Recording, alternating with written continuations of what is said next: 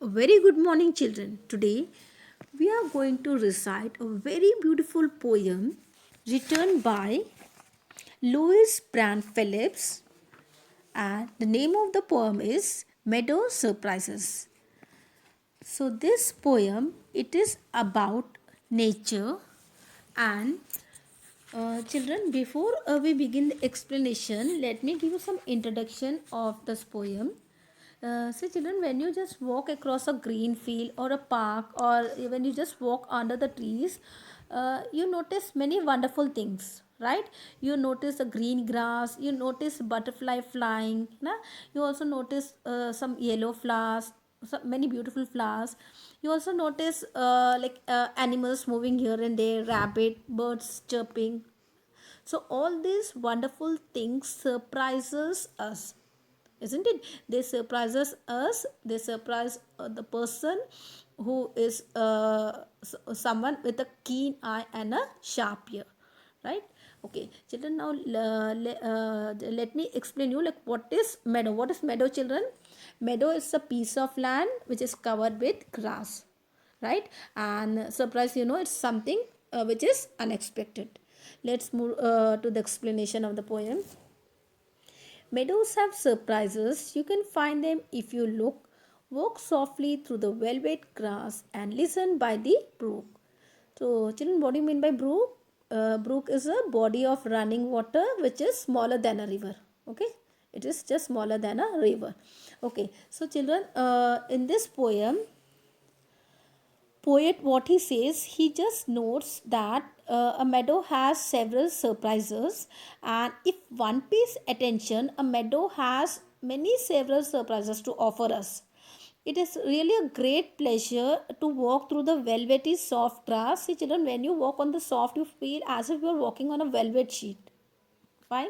And we even feel very, it is really soothing when we hear the sound of the brook, you know, when you hear the sound of the running river. It's really very soothing to our ears. Okay, so children, let's move to the next stanza. You may see a butterfly rest upon a buttercup and unfold its drinking straws to sip the nectar up. Okay, so children, what do you mean by buttercup? Buttercup is a flower, okay, and when I said an unfold its drinking straws, unfold means it opens, okay, open from a folded position, okay. Unfold is the opposite of fold. And when I said to sip the nectar up, what is nectar? It's a sugary fluid, okay. It's a juice which is secreted within the flowers, okay. Fine children, now let's move to the explanation. Here, children, in the second stanza, the poet describes a beautiful sight one may come across in the meadows. Here in the meadows, it is possible to come across a butterfly which is comfortably placed upon her buttercup or flowers which are full of nectar, and it would seem as if the butterfly is sipping nectar from the buds and flowers with the help of a drinking straw. All right, fine. Next, move to the third stanza. You may scare a rabbit who is sitting very still. Though at first you may not see him, when he hops, you will. Okay, children, moving to next stanza. Okay, so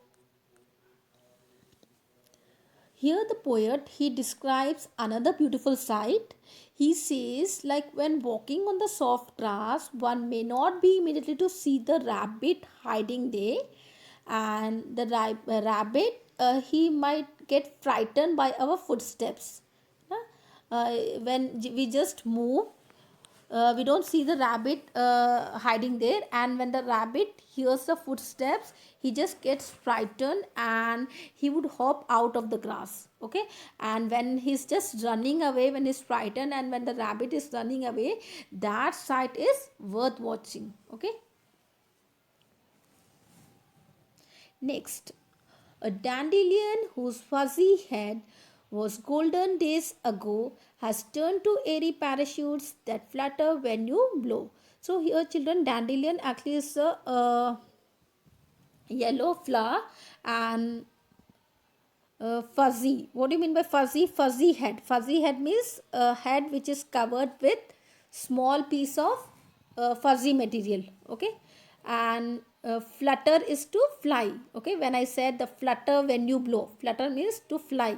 Okay, and blow is when you exhale the air. Okay, so children, here the poet says that the sight of the buds, okay, see children, we know, everyone knows that bud, it transforms into flowers, and when they blossom it transforms into flowers. And so this sight of transforming bud into a flower, okay, it's really very wonderful.